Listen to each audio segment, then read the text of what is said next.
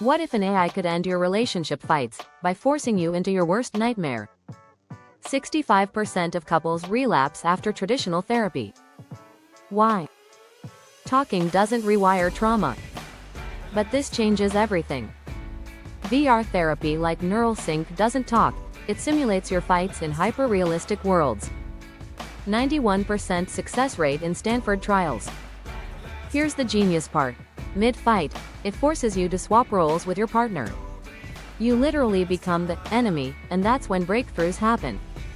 fMRIs prove this lights up mirror neurons 300% harder than talk therapy. The headset tracks your heart rate.